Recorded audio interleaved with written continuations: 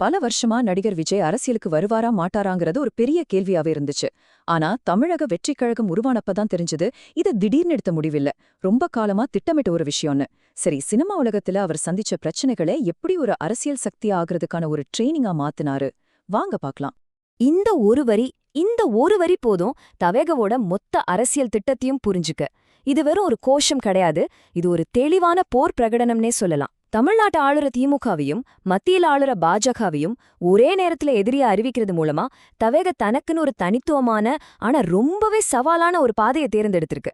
விஜய்க்கு அரசியல்ல பின்னடைவிலிருந்து மீண்டு வர அந்த திறன் ஏதோ பொதுக்கூட்டத்துல பேசுறதுனால வந்ததில்ல.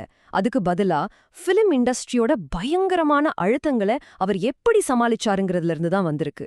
இந்த மாற்றத்தோட மிக முக்கியமான பகுதியே இதுதாங்க.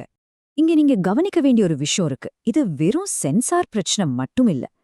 லியோ படத்தோட ஆடியோ லான்ச் கேன்சல் ஆனது, அதிகாலை காட்சிகளுக்கு அனுமதி மறுத்தது, விளம்பர நிகழ்ச்சிகள்ல ஏற்பட்ட தடைகள், இது எல்லாமே நிர்வாக ரீதியான சிக்கல்கள் தான். சொல்லப்போனா ஒவ்வொரு பட ரிலீஸுமே அதிகாரத்தோட மோதிரத்துக்கான ஒரு பயிற்சியா தான் அவருக்கு இருந்திருக்கு.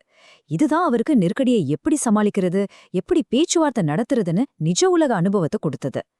அப்போ இதுலேருந்து நம்ம எடுத்துக்க வேண்டிய முக்கியமான பாயிண்ட் என்னன்னா, இந்த அனுபவங்கள்லாம் சேர்ந்து ஒரு அரசியல் பிரச்சாரத்தோட அத்தனை சிக்கல்களையும் எதிர்கொள்ள தயாரா இருக்கிற ஒரு டீமை உருவாக்கியிருக்கு. ஒவ்வொரு பட ரிலீஸுமே ஒரு மினி தேர்தல் பிரச்சாரத்தை நடத்துற மாதிரி தான் அவங்களுக்கு இருந்திருக்கும். சரி, இந்த சினிமா அனுபவத்தையும் பின்னடைவுல இருந்து மீண்டு வர்ற திறனையும் வச்சு எப்படி அவங்க ஒரு அரசியல் கட்சியை கட்டமைச்சாங்க, வாங்க அத பாப்போம். இது பல நட்சத்திர அரசியல்வாதிகள் கோட்டை விடுற ஒரு முக்கியமான இடம். இதுதான் விஜய்யோட வியூகத்துல ஒரு மாஸ்டர் ஸ்ட்ரோக். அவரு பூஜ்யத்துல இருந்து ஒரு கட்சிய ஆரம்பிக்கல, பல வருஷமா களத்துல வேலை செஞ்சு ஒரு சரியான கட்டமைப்புல இருந்த மக்கள் இயக்கத்தை அப்படியே அரசியல் கட்சியா மாத்திட்டாரு. இதனால என்ன ஆச்சுன்னா, கட்சி ஆரம்பிச்ச முதல் நாள்ல இருந்தே மத்த எந்த புது கட்சிக்கும் இல்லாத ஒரு பிரம்மாண்டமான அடித்தளம் தவேகவுக்கு கிடைச்சது. இது தற்செயலா நடந்ததில்ல, ஒரு நீண்ட கால திட்டத்தோட விளைவு. அடுத்ததா தாவகவோட முக்கியமான அரசியல்வாதம் என்னங்கிறத பார்க்கலாம். அவங்களோட வாதத்தோட மையமே ஒண்ணுதான். இப்போ இருக்கிற அரசாங்கம் நிர்வாக நேர்மையிலையும் செயல்திறன்லயும் ஒரு பெரிய வெற்றிடத்தை உருவாக்கியிருக்குங்கிறது தான். தவேக சொல்ற இந்த ஆட்சி வெற்றிடம் அப்படிங்கிற வாதத்துக்கு இந்த புள்ளி விவரங்கள் தான் ஆதாரமா இருக்கு.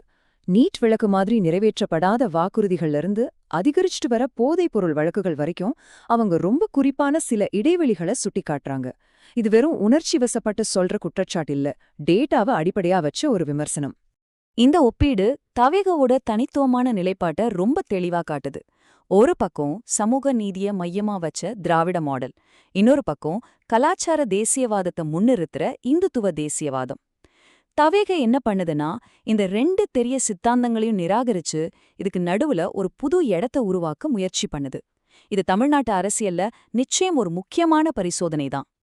இப்போ கரூர் சம்பவத்துக்கு வருவோம். இத ஒரு அரசியல் சர்ச்சையா மட்டும் பார்க்காம, ஒரு புதுசா ஆரம்பிச்ச கட்சியோட நிர்வாக திறமைய சோதிச்ச முதல் பெரிய நிஜ உலக பரீட்சையா பாக்குறது ரொம்ப முக்கியம்.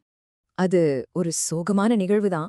ஆனா அந்த சமயத்துல தவேக நடந்துகிட்ட விதம் அவங்களோட அரசியல் முதிர்ச்சிய காட்டுச்சு. பழிய அடுத்தவங்க மேல போடாம உடனடியா பொறுப்பேத்துக்கிட்டாங்க. முக்கியமா எதிர்காலத்துல இந்த மாதிரி நடக்காம இருக்க அமைப்பு ரீதியா சில மாற்றங்களையும் கொண்டு வந்தாங்க. ஒரு புது கட்சி நெருக்கடியான சூழலை எப்படி கையாளுதுங்கிறதுக்கு இது ஒரு நல்ல உதாரணமா மஞ்சது.